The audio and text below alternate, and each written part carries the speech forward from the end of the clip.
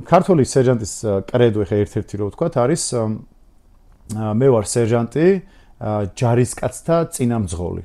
ანუ ნახეთ კიდევ სხვა და სხვა კრედო არის ამ 4 კრედო შეგვიძლია დავასახელოთ, თუმცა აი პირველი მე ვარ ჯარისკაცი მე ვარ სერჟანტი ჯარისკაცთა წინამძღოლი, ანუ ნახეთ ესე იგი მის მართავს სამხედროებს ჯარისკაცებს. ანუ პირდაპირ ამ კრედოდან შეიძლება ამოიკითხოთ და მართავს პირადი მაგალითით. ანუ კრედოშიც არის წურთნი და ხელმძღვანელობ ჩემი პირადი მაგალითი, ანუ lead by example ესე ვთქვათ. ამ შემთხვევაში იკითხება რა, ანუ ჯარისკაცების გვერდში მდგომი, ანუ მათ რიგებში მყოფი სამხედრო მოსამსახურე, რომელიც უშუალოდ პასუხისმგებელია სხვა დანარჩენი მასე დამოკიდებული ჯარისკაცების საბრძოლო მომზადებაზე, ანუ ფიზიკური მომზადება, ესე რომ ვთქვათ, საბრძოლო მომზადება მარტივად გასაგები რო იყოს, სერჟანტმა უნდა მოამზადოს ფიზიკურად სამხედრო მოსახურები, რომ ოპერაცია იყოს წარმატებული, ანუ შესაძლებელი იყოს ფიზიკურად მშვიდობიანობის პერიოდში. ხო, რა თქმა უნდა, ხო. მარტო ვარჯიში კი არა, ანუ ვარჯიში, საბრძოლო მომზადება, სროლა, ანუ ნებისმიერი რაც დავალებას გაძლევს იღებს ოფიცერი დავალებას ზემდგომიდან, რომ ჩვენ თავდაცვის ზღუდე უნდა მოვაწყოთ აქ. ოფიცერი დაამუშავებს თავის შტაბთან ერთად ამ ყველაფერს. შემდეგ ეს ამ ბრძანებას როცა გასცემს ქვედანაყოფზე, ქვედანაყოფის მეთაურები უზრუნველყოფენ ამ ბრძანების გამრცობას, ხოლო სერჟანტი არის დამხმარე საშუალება და ამ დროს ხიდი პირადი შემადგენლობის სადა ოფიცრებს შორის. ანუ ნახეთ, რომ წარმოვიდგინოთ, სერჟანტმა უნდა იცოდეს პირადი შემადგენლობის ფეხის ზომიდან დაწყებული, იმიტომ რომ ჩაცმა დახურვაზე პასუხისმგებელი არის.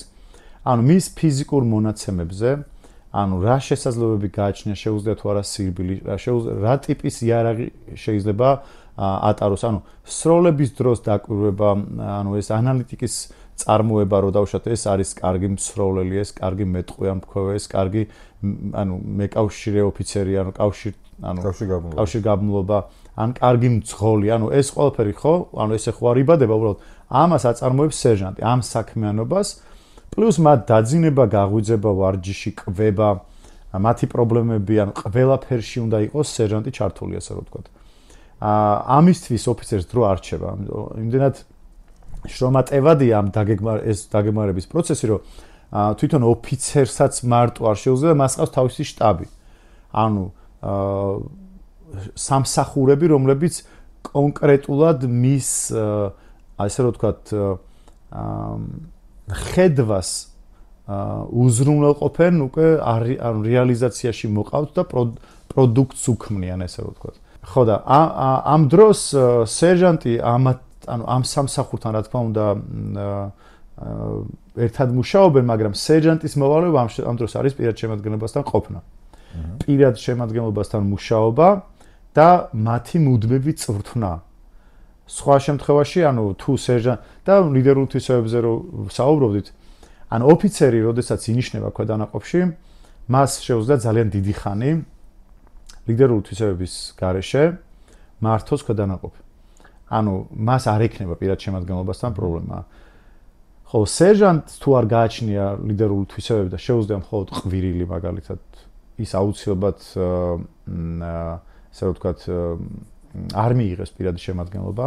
თუ სერჟანტი არის მხოლოდ და მხოლოდ განათლებული და მას არ აქვს გადმოცემის უნარი, ვერ მიიღებს ქვედანაყოფი პირადი შემადგენლობა და რავი, აქვს გადმოცემის უნარი, მაგრამ არ აქვს, ანუ ბევრი რაღაც არა. ანუ სერჟანტი არის უნიკალური ადამიანი, რომელიც ყველანაირად უნდა იყოს დაჯილდოვებული ამ ასე ვთქვათ თვისებებით, რომ ჯარმა აღიაროს.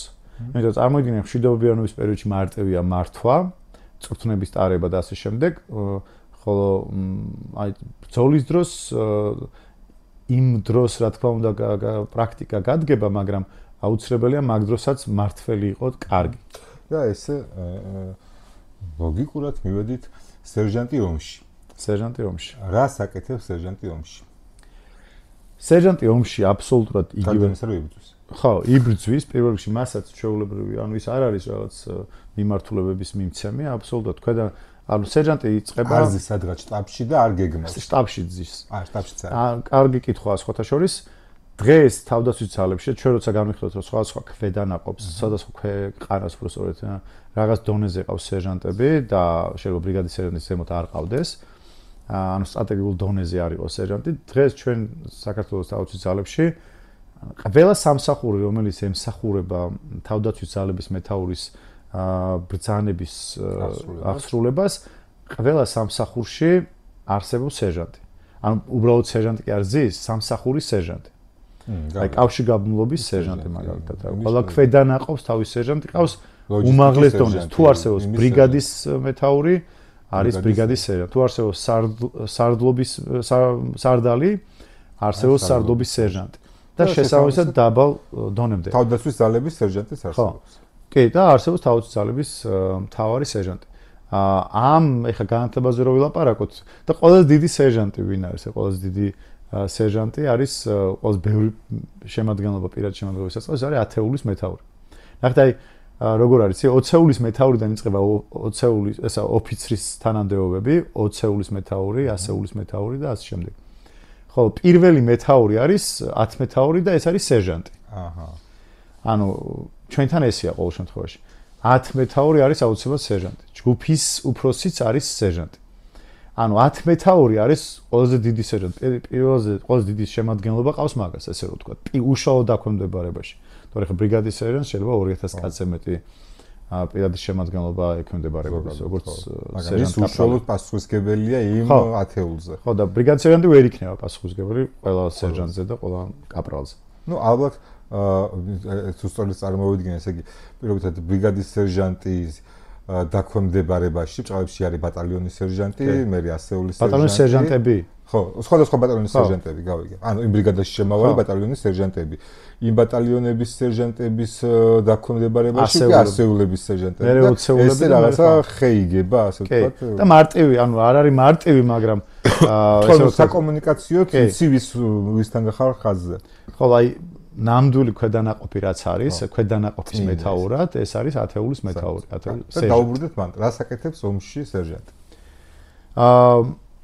ანუ რამე განსაკუთრებული ესეთი ცვლილება არ ხდება.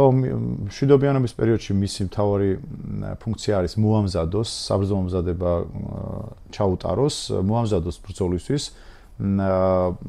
ხოლო ომის პერიოდში მას აქვს ფუნქცია რომ მართოს პირველი რაც თქვით წეგან ათეულის მეთაური არის პირველი მართველი სერჟანტი, რომელიც უშუალოდ ბრძოლაში თავის ქვედანაყოფს მართავს.